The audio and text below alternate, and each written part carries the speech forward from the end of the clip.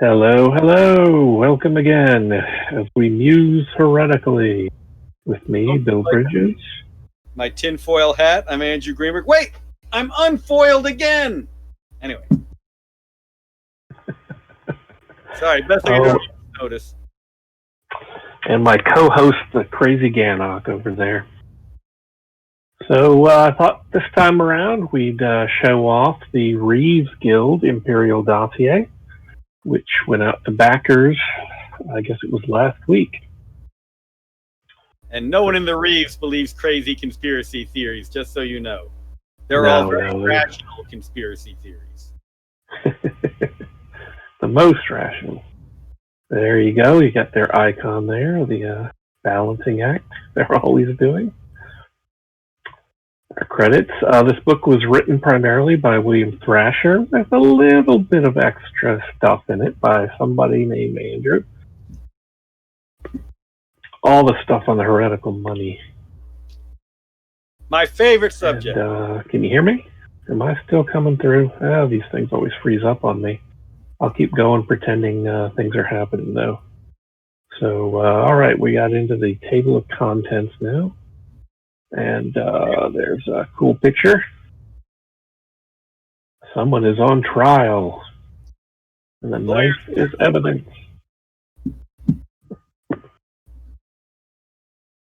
You all can decide in chat what that person was on trial for. Yep. Or something completely nefarious that it was utterly innocent of. She was utterly innocent of.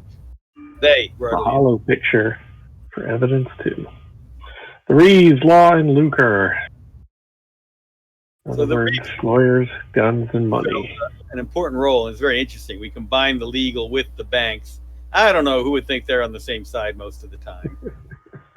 Yeah, what a crazy alternate history that is.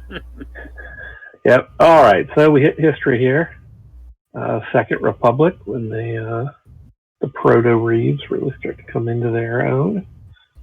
Money, power, and such. And like all the dossiers, you'll see little sidebars throughout. These are annotations.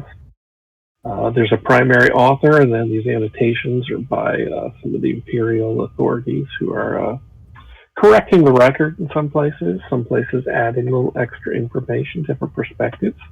I don't trust any of them. All lying. Wait, where's my tinfoil hat? There it is. Oh, you and your crazy theories. Yep. Properties, profits, and profit. What? How dare they imply it might be the same? Evil profits. Almost as evil as interest. Someone there getting a blessing? Or are they? Exorcism! Oh, wait, that's the next book. Rogue assets. Shh, this is stuff eyes only. You didn't really see that. And stuff on debts. Another eyes only. Always remember that in the church, charging interest is essentially heretical. That is verboten. So what do moneylenders do in order to get around that? Some do charge interest. That has been the Reeves strength in money lending, but for others, it is you just charge a fee for loaning the money, not interest, a fee. Or if you're the Brother Battle, you would never charge interest or a fee. But by golly, those donations come rolling in from the folks who to whom you make loans, whether those donations are willfully given or happen to disappear after the Brother Battle come and grab them. Yes, don't forget to tithe your debtor.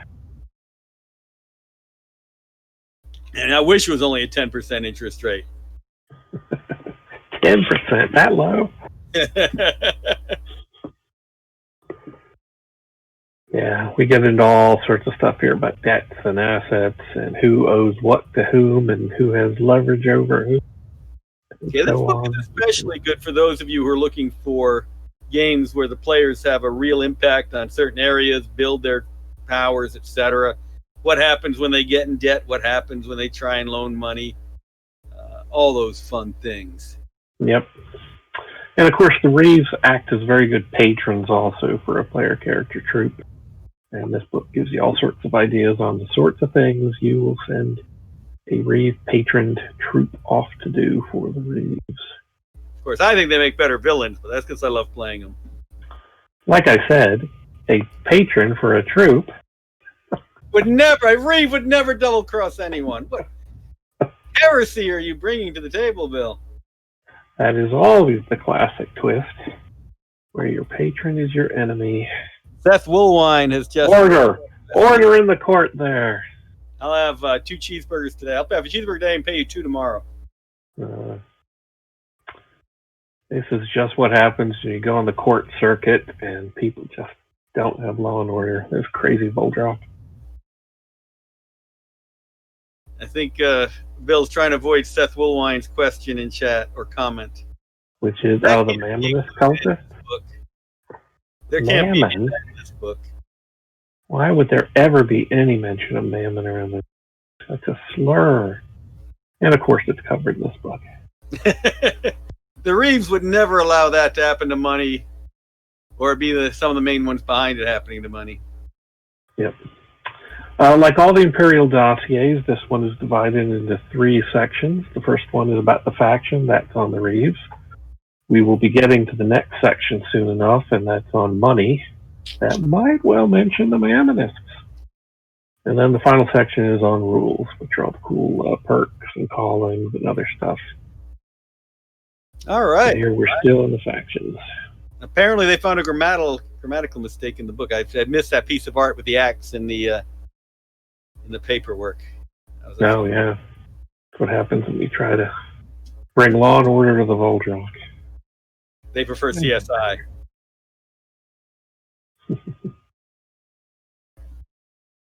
All these eyes-only things. It's as if the Reeve who's writing the book isn't telling the full story. And someone's got to step in. How could his loyalty be greater to the Reeves than to his emperor or hers? The Reeve never lies. Yeah, right. Sure, that's true. Right? Yeah, you can believe it. We're talking about advancement and promotion. Is it still true that one of the fastest ways to promotion is to be part of the debt collection fleet? Well, they certainly bring in a lot of... And here you see some sort of shadowy activity that might be going on. Can't be the Reeves. The Reeves must be uncovering it.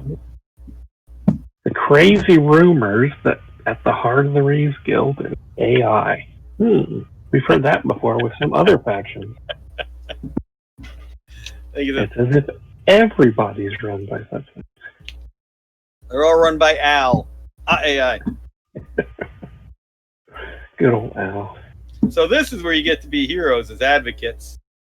Yep, that's where you get to be the lawyers defending the weak against the powerful. Sure, that's what they do. Some other lawyer more experienced and wealthier is one representing the rich and powerful against the poor. Yep. Now this is where you can actually run some stories, like if anybody watched that recent Perry Mason HBO series, you could do a whole Perry Mason Reeve chronicle thing here, all that kind of stuff. Standing up against the system as the lone just Reeve. Clarence Darrow for the defense. Yep. And here we get into the collections. Yay. Very important. There's all sorts of people out there who seem to think debts must be paid. Debts must be paid. Without, who knows? Yeah. All right. Well, here we got some interesting art. Now, is that the Reeve being thrown in jail? I'll leave that up to everyone's interpretation. But what's going on there?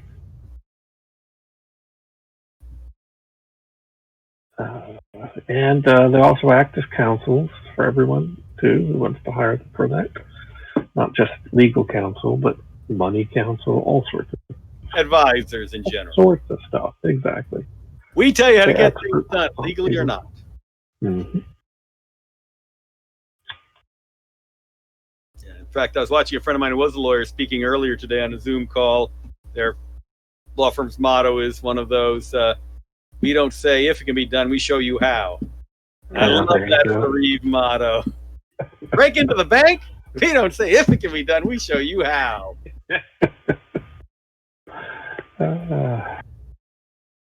Yep. And we got into insurance and investments. And here you see a collector of fine and highly expensive art items. And that's one of the fun things when you've got thousands of years of human history to collect from. Yep. Go chase that Mona Lisa with its Da Vinci Code. Lots of rogue assets going around here. Money lending, of course. You have to bring up lending in early. And then some notable Reeves. There's the former League Meister, Tyrus Spear. Acting Admiral Director, Sayako. The Minamoto family has a great history. Always held in the highest esteem by everyone. Yeah, the Reeves have a lot of powerful dynasties. You'll see in a lot of guilds, charioteers also, but certainly among the Reeves.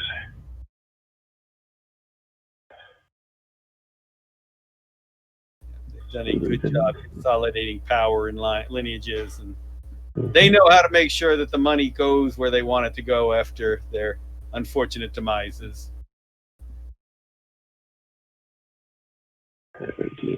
Temple. And one of the reasons Woolwine says, I like the idea of a Reeves banker hiring the PCs to pull a heist on a noble to collect his debt under his nose. Yep, that stuff, that's good. Lots of there just happens to be some heretical manuscripts in there. A weird tabernacle that the church is searching for. Who knows what else? And there's an Atiri Reeve. They let aliens in? It's a legal eagle. You've been saving that one, Bill. Yeah,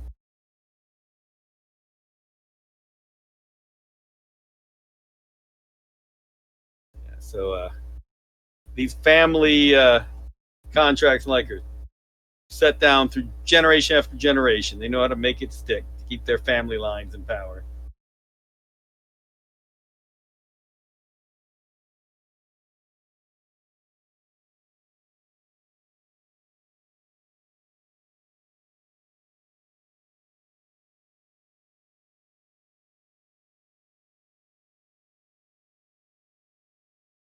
Right. I don't know if Bill's froze up or what. We'll talk about counterfeiters and the rest. Yeah, catching up. The Reeves have a vested interest, obviously, in going after folks who would damage the money supply. There we go. Now Bill's back. I can hear you. All right, good deal. Where are we? Road coinage. There you go. Yep, we were just talking about how the Reeves have a vested interest in ensuring the money supply, except when they're the ones who are messing it up. The idea of shaving off wealth from the coins is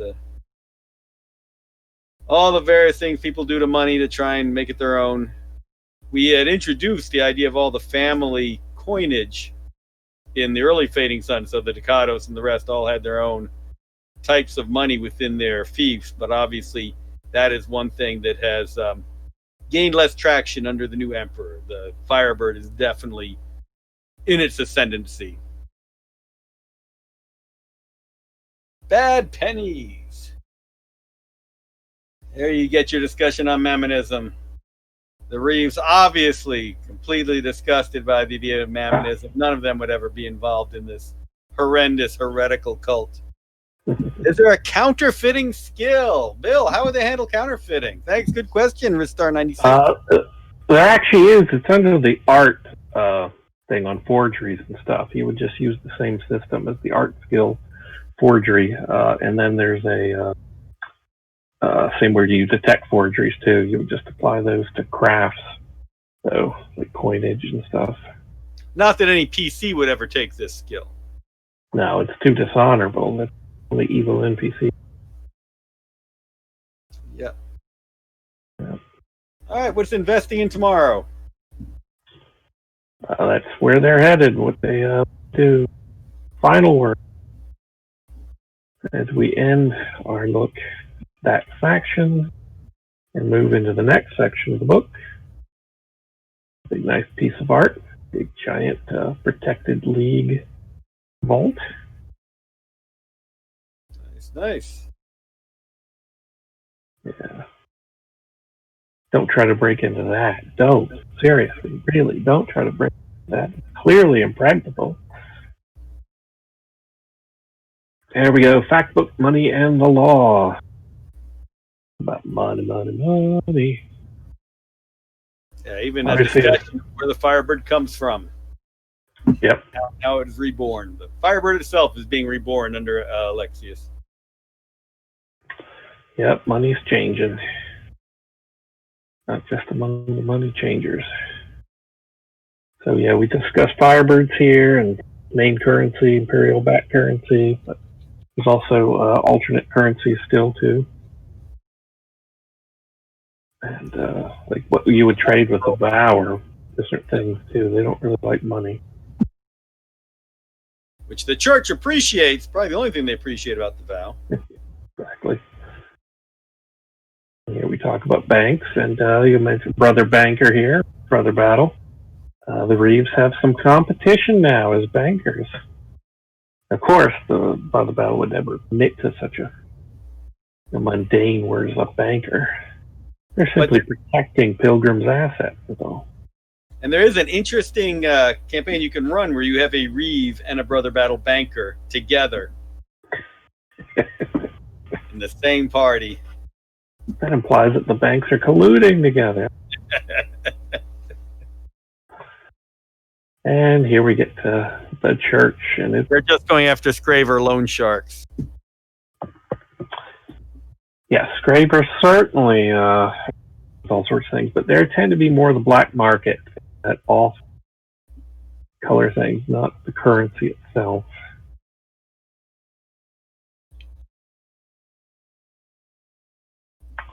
Money and the church. Yeah, the church has no use for money. Dross. Oh, mammon. Yay. I mean, boo. There's the mammon. These are the guys who treat money as if it's actually something that's not sinful. How dare they?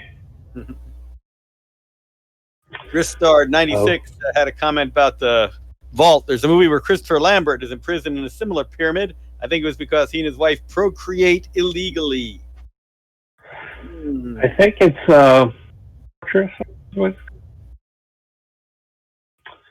I like this picture here. There's some people blessing their money. Not you. Or just simple blessing. Here you have a longer discussion on the church's feelings about money and loans and all those sorts of things.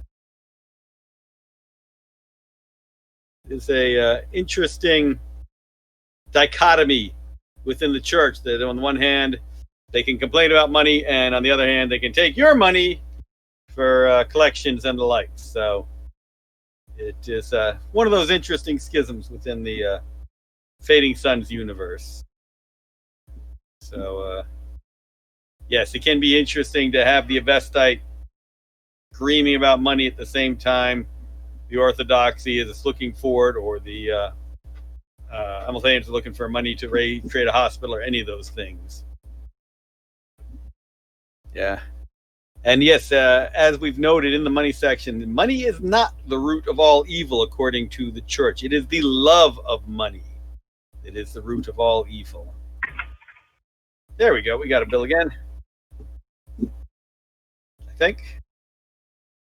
All right. Investigation and enforcement. Blood for blood. Yeah, nice look into the legal system. No PCs ever break the law, but in case they're falsely accused of such, here's where you can look to see how it's handled and how the law applies to the different groups, the different segments of society. And of course, we like to talk about the Ducados, so always expect some comments about here. How courts and trials are done. There are a variety of courts. So you have the imperial courts, you have the standard noble courts, you have guild courts, you have the church courts. There are rumors that various secret societies have their own kangaroo courts with real kangaroos, probably.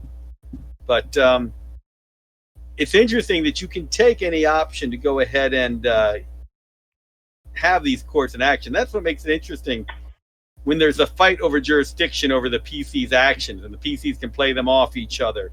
What? We want to go be tried in the church courts. I'm a priest. You can't try me, you filthy noble.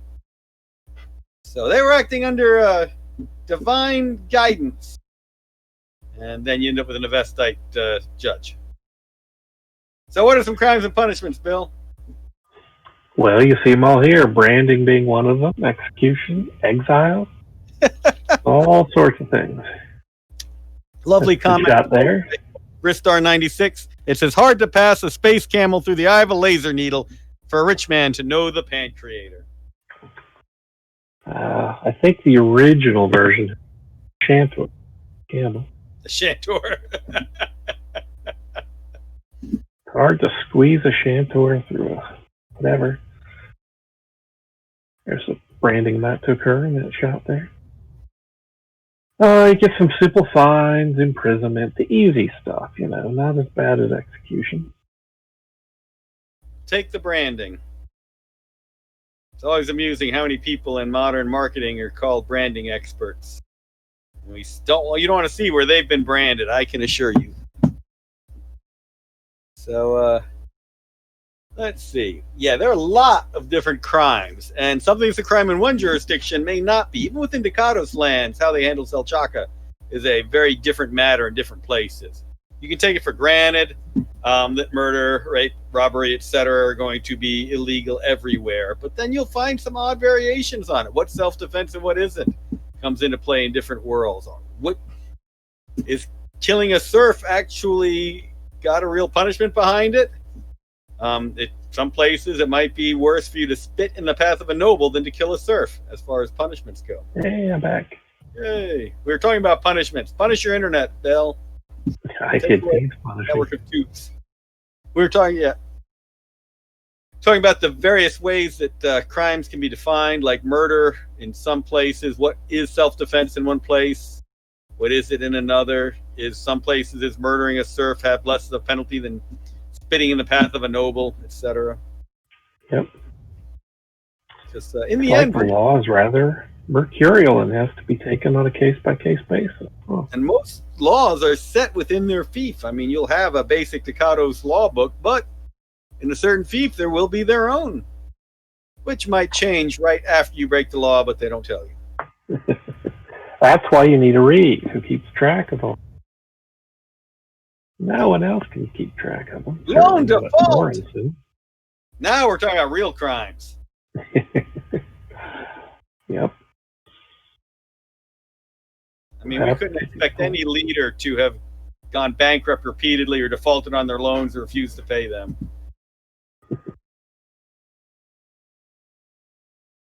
And here we get into counterfeiting, as someone mentioned earlier. I love that. Patent violations. Yeah. Because this is not just what you think of. These are the guild patents, and the guilds take this seriously. Each guild has a patent, its own area of expertise. So don't go trying to practice law around a Reeve if you ain't. Don't mess with the guild. Yep. The chunky stride. And there's the yellow there.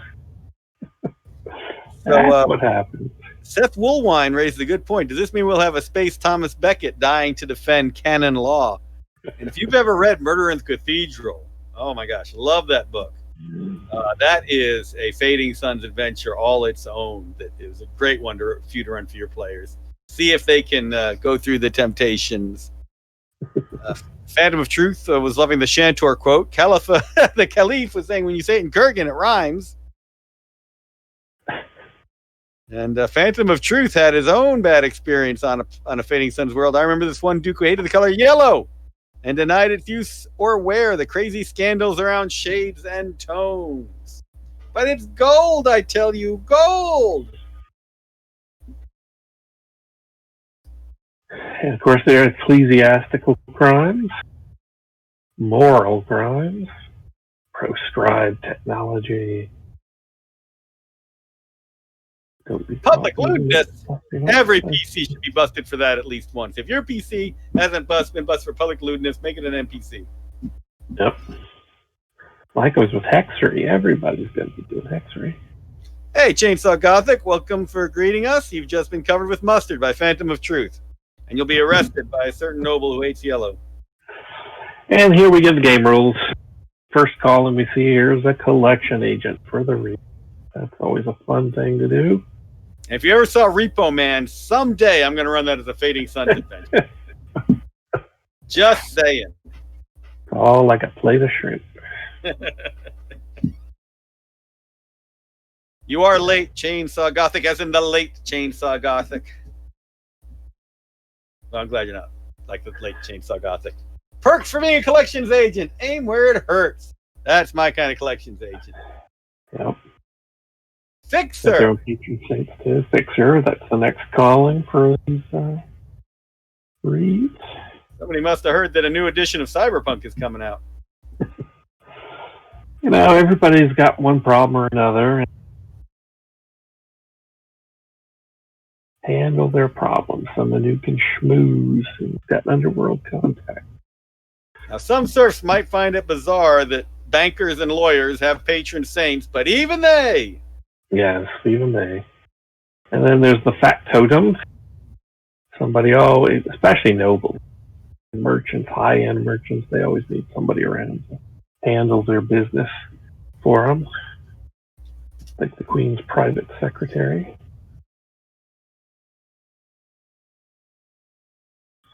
And so they get cool stuff. A negotiator. Someone who's an expert in handling negotiations, all sorts of things. Hostage negotiator specialties. Mm-hmm.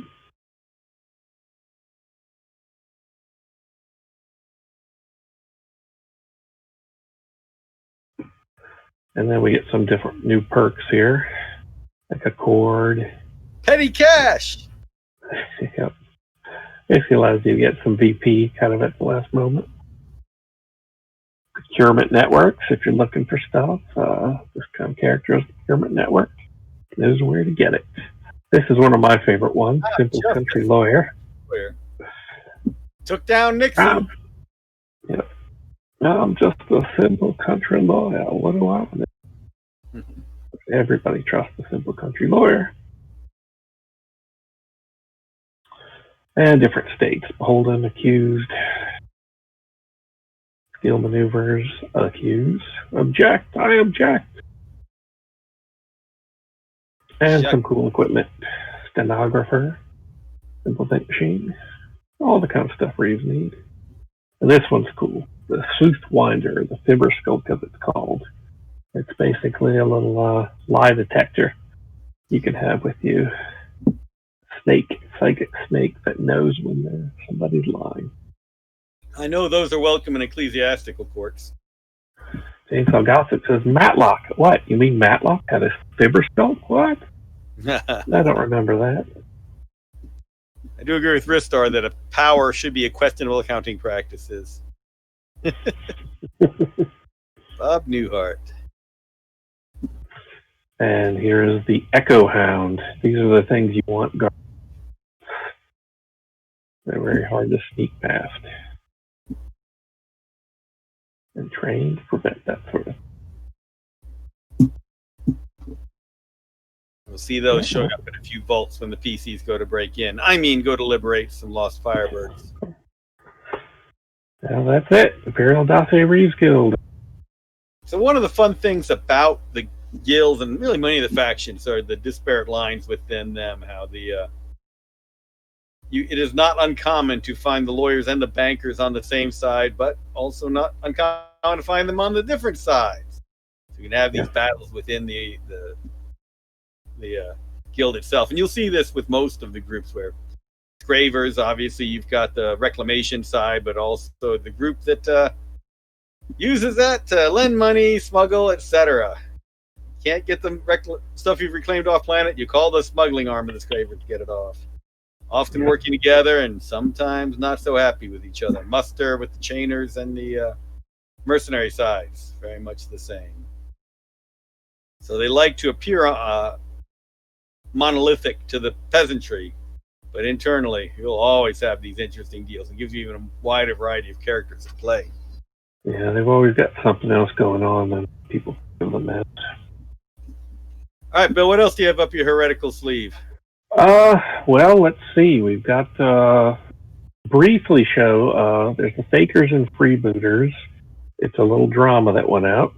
We can show you the cover, but I don't want to really show you much else because I don't want to spoil it for you players out there who get to play in this.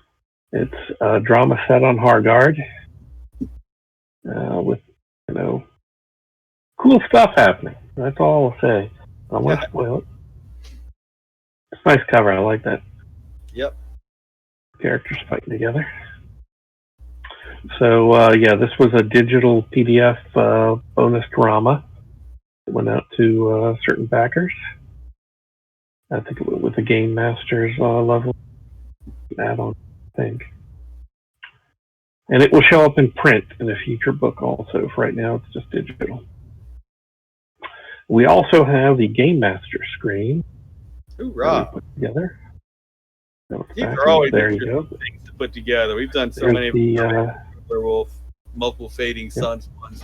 What to include and what not to include is always an interesting debate. Now the art's incredible. I love that. Yep, little triptych sorts. I guess it's more of a quad triptych, or whatever you call it. All the covers put together, merged.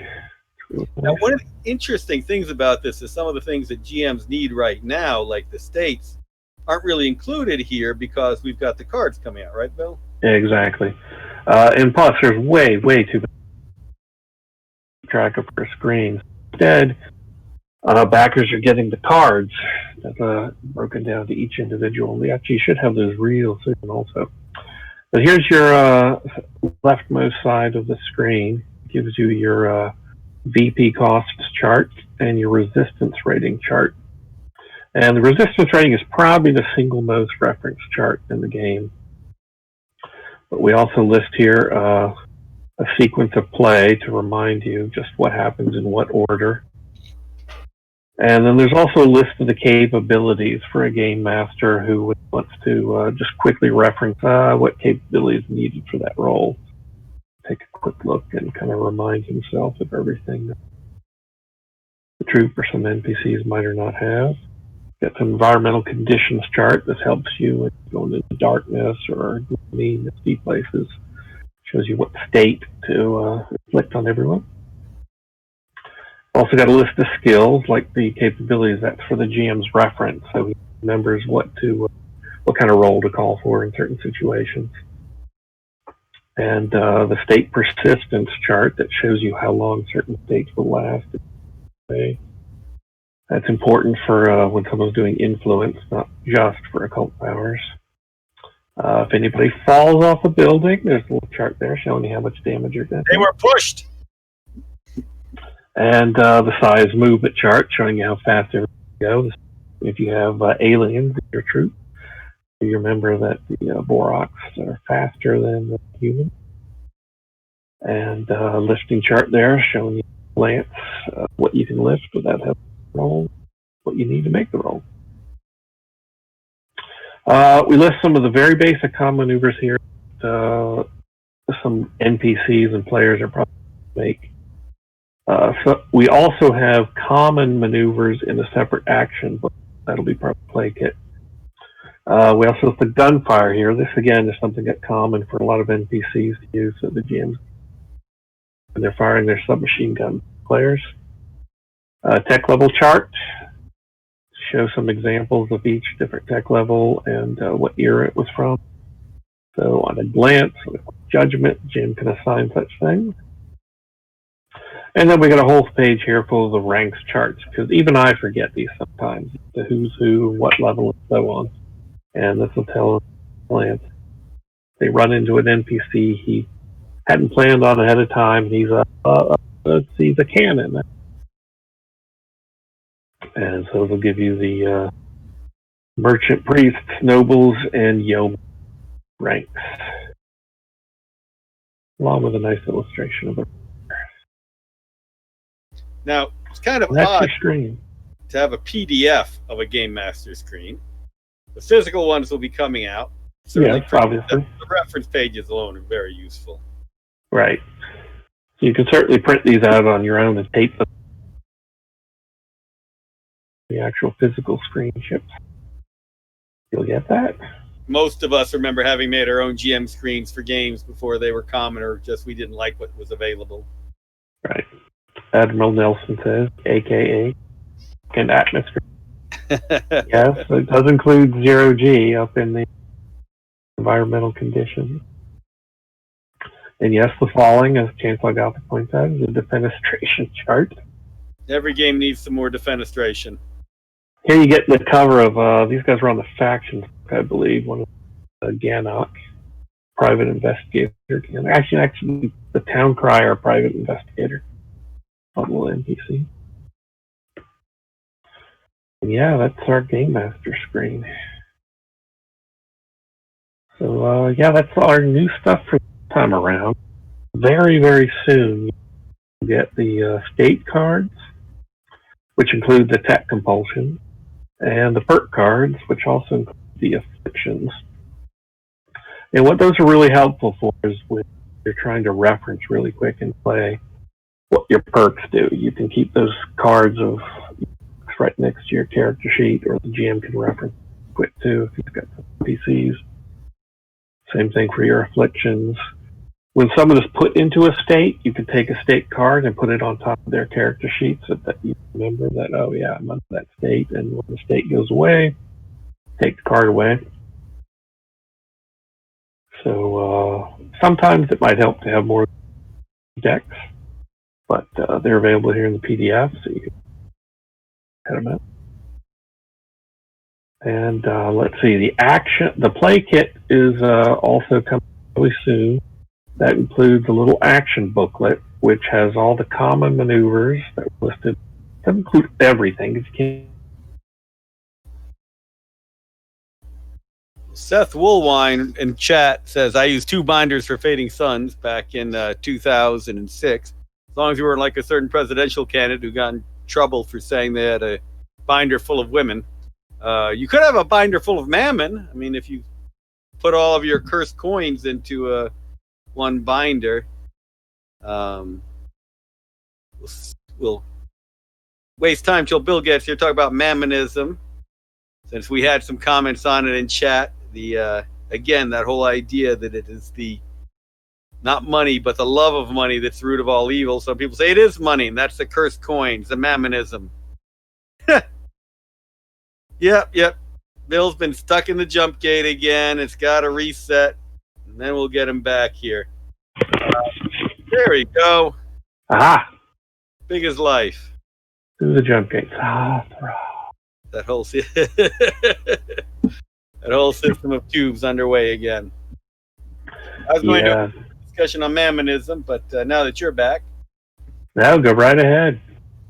We're again, pretty much done with the other stuff. As I said before, that the love of money is the root of all evil, but some people still believe it's the money itself, and that money itself is cursed.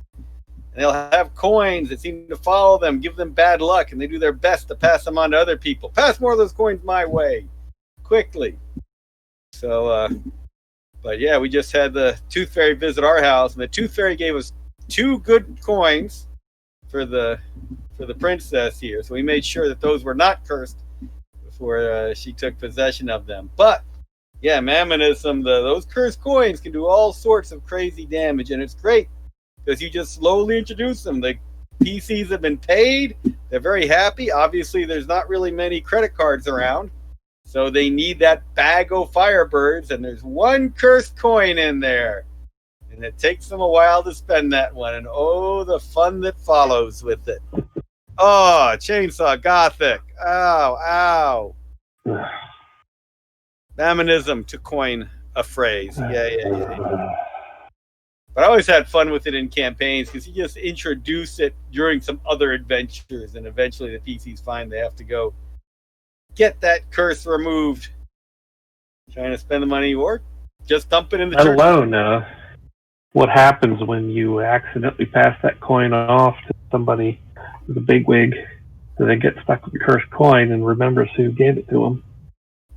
After you. Yes, Put that indeed. down. Thought counterfeiting was bad.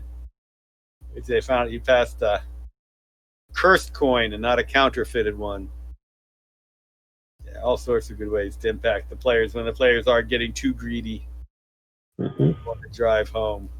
So, Bill, what's coming out next? Well, like I said, you perk and state card soon, then the action. I don't know how much I was cut off on talking about the play kit.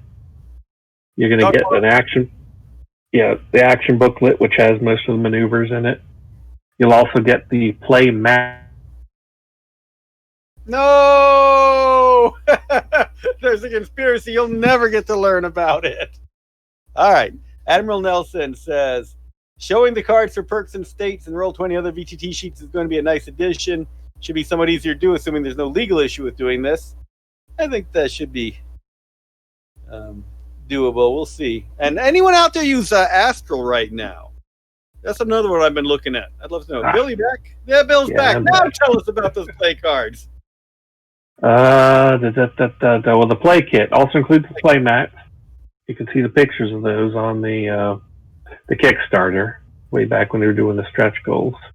And those will help you with the other things that are included, which are some of your tokens. There's tokens for your revivals and your surges, so you can keep track of have I spent them all, have I not. And the GM screen also includes tokens, victory points, and weird points. For those of you who didn't get the special metal coins, which are in the works also. Saw a picture of them the other day. They look good. Aha. Older metal coins. Can you Okay. cursed? Those are old. Oh, those are the old Firebird. To the old ones. They're all cursed. Haha, it was a trick question. They're all cursed. Well, the ones you'll be getting is the metal coins, but also tokens. Different. Keep track of them in the bank. So you don't have to have like 10 or 15 different victory points in there. You just have one, 10 denomination victory point and then one 5 denomination. So those are all the sorts of things that will help keep track of stuff, including a big giant play mat for the central sort of area in the table that includes the troop coffer, where the troops keep their weird points, and then the well, which is where you just stack the victory points that everybody will be drawing from when you're actually playing the game.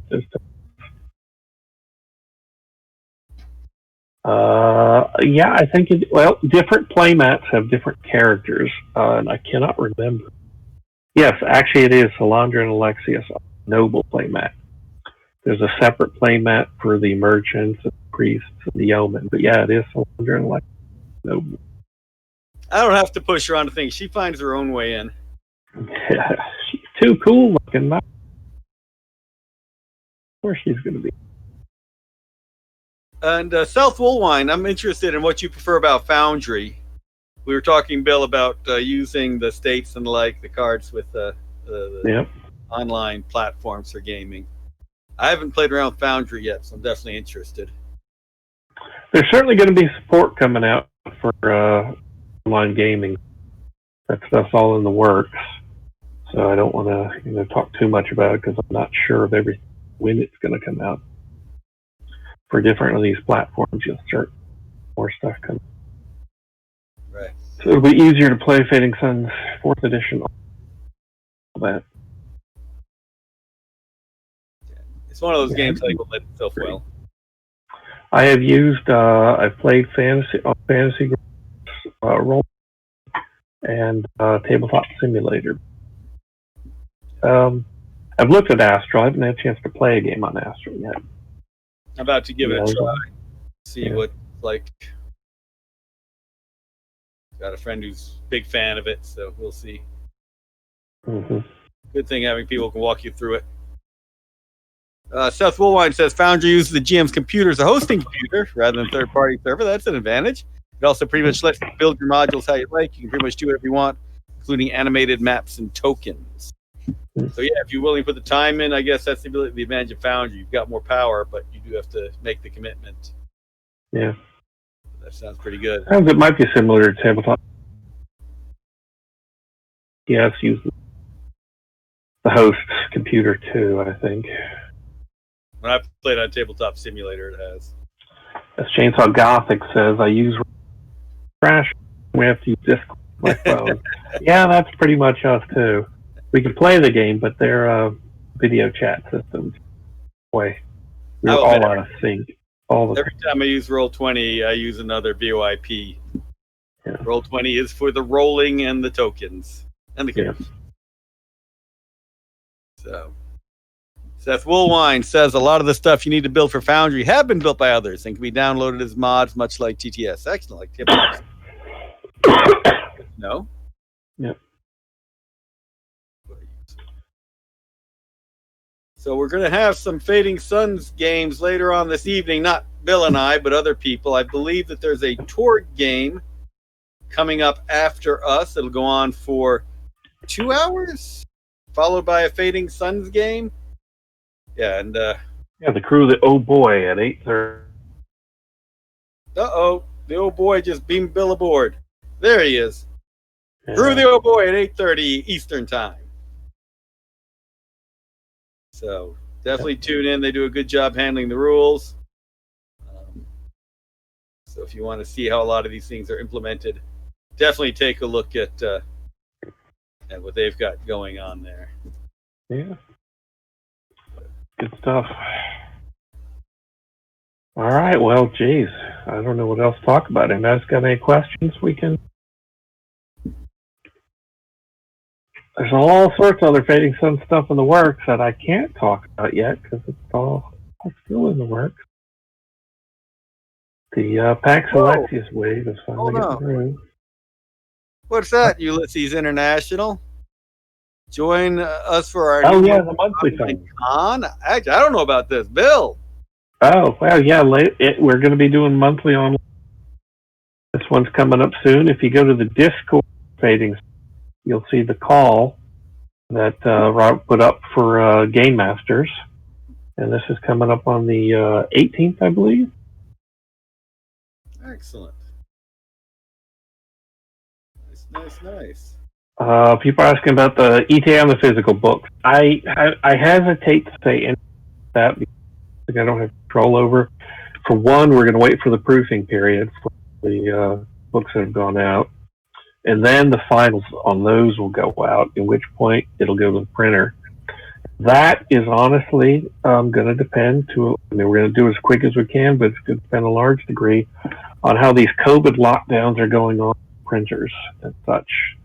They come and go, so they could either be quick or be slow. It's beyond anyone's control. But we're really expecting in quarter one of 20. So by spring is the hope. Yeah, and the PDFs will definitely go out. Final PDFs before the books, as I understand. Excellent. Lots of good stuff to be played. Yeah. Torg at WebDM, Fading Suns of the channel. All right. Yeah, Phantom of Truth, thanks for putting those times up in chat. Admiral Nelson backed all physical books, but played online anyway. So yay, physical books. Sure, but I'm interested when the next Kickstarter is going to be. We'll let you know as soon as we know.